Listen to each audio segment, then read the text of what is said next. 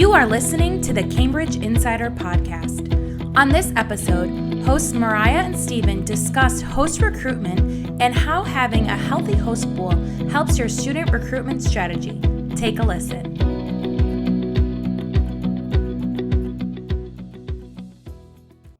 Cambridge Insider Podcast time. Hello, everybody, and welcome to another episode of the Cambridge Insider Podcast. We're slap bang in the middle of summer in the United States, which is a wonderful feeling. Many of our school programs have shut down and are enjoying a well-deserved rest over the summer. Some of the students that we have been managed to catch up with some family. Some have managed to come home. And others are enjoying some of the beautiful summer programs and summer activities that we do have, stateside. So it's a busy time, despite the fact that our schools are not in session as we speak. As always, my co-host Mariah Thompson, how are you? Doing well. Summer's my favorite, so it's a good time for me all around. That's it with summer people. Do not listen to any episodes in the winter because we will not have a lot of energy. So today's episode. Interesting episode, and I think an episode with a lot of value that I think we can add and a lot of explanation that needs to be done. So we're going to be talking a little bit about hosts, host families, the pool of hosts that we have at Cambridge Network, why it's important, how do we get hosts, and how can schools go about building a good host community. So Mariah, you're the expert. Why are hosts important, right? So, I mean, obviously we want our kids to be hosted. That goes without saying. It's sort of a logistical side of it. But why are good hosts so important, both for schools and, of course, for Cambridge as well? Yeah, there's a couple reasons. First and foremost is having a healthy host pool only helps your student recruitment strategy. And the more leg up we get when we're talking to students and families, bragging about how good your host pool is, the different types of hosts, the diversity that you have, how much involved your host is in the school community, it really just makes the parents want to send their kid to their school because they know their kid is going to have a good quality host. So having a good host pool that is connected to the school community only helps your recruitment strategy. Now, of course, we always talk about digital marketing and how that really is super important, which it totally is, and you need that as well. But this is just another thing that is really simple to do, is just to have a healthy host pool and encourage students to come to your school. And then for Cambridge, having a healthy host pool just really helps us embody what our mission is to just create a community, connecting communities all around the world. So the better experience a family has within our community just helps make our mission of just connectivity happen, not only for a student across the world, but for the families here in America as well. I love that. I love that last bit. I mean, the first bit you said was really important, but that last bit about helping us sort of live out our mission is so important, and making sure that we're looking after students really well. We said it a billion times in the past, but families are sending students thousands and thousands of miles away. They deserve, at the very least, to know that their kids are living in a loving, caring home that understands the community, that understands students and high school students, and is able to provide that care.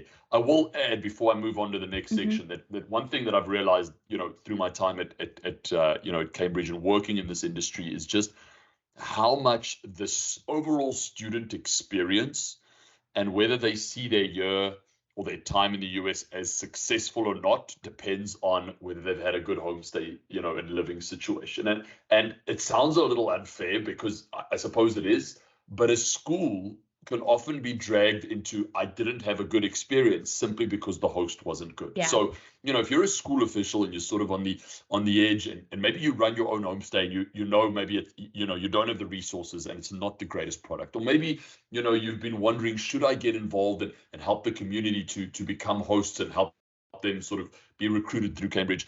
It's a resounding yes from our side, because remember that your overall experience or your students' experience of your institution, of your program, is often dependent on what's happening at home. Are they on time? Are they fed well? Are they looked after? Is it a home that sort of, builds up that student's confidence, love, care, all those good things? So, that's a very important thing that I think is important for us to note.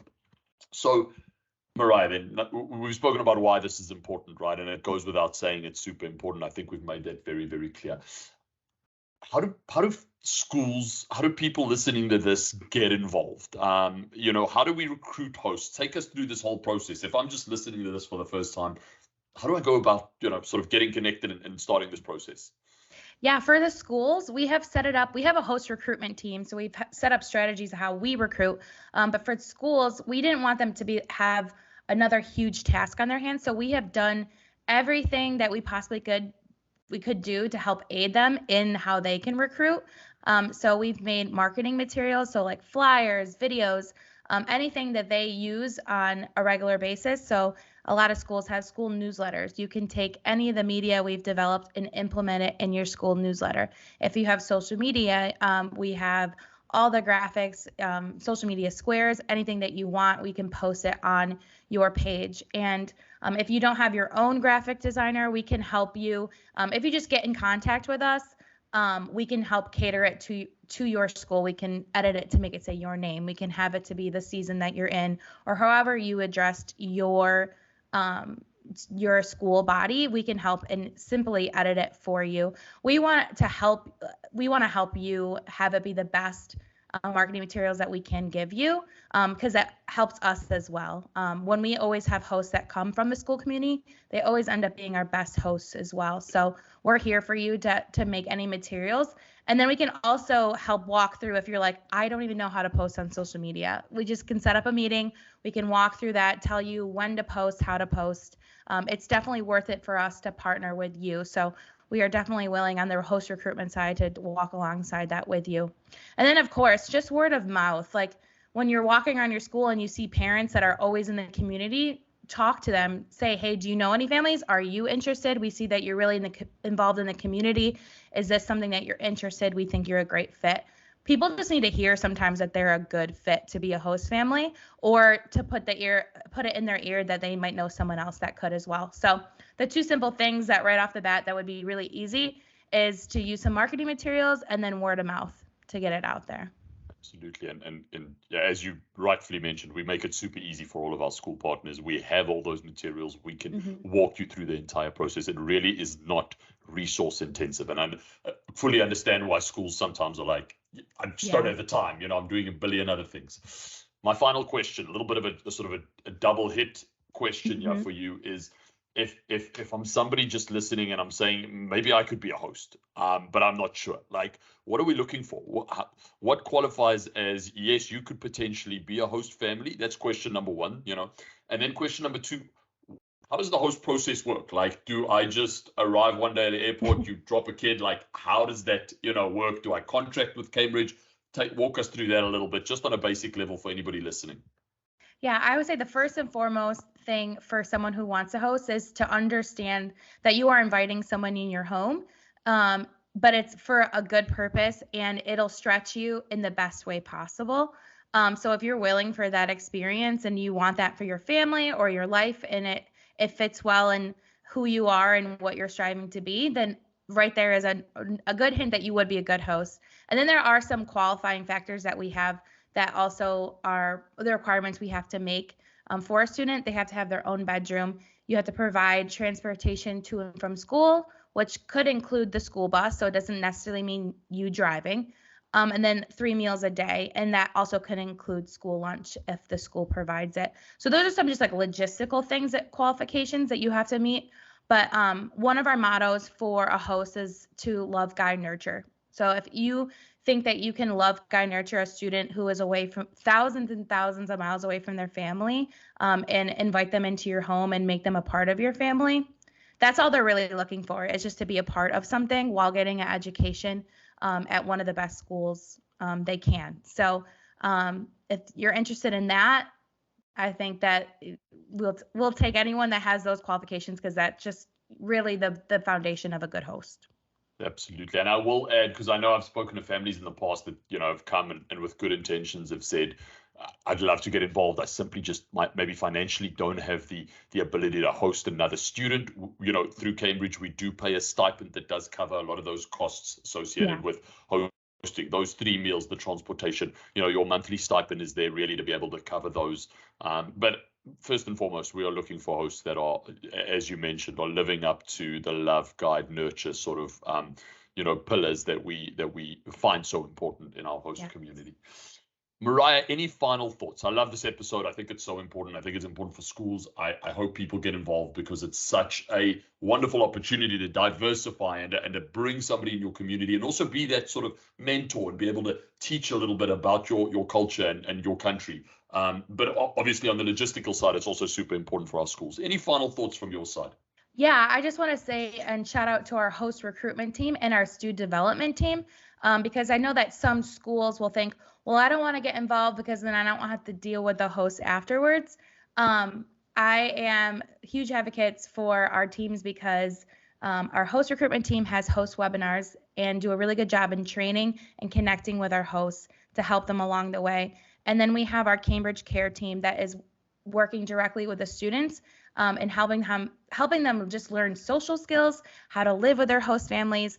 So we don't just leave our hosts high and dry. We're there giving our students care along the way because we do know it is challenging to have a brand new person in your home that has culture shock and all this stuff. So we want to best set everyone up for success. So we still have our teams in place throughout the entire homestay experience.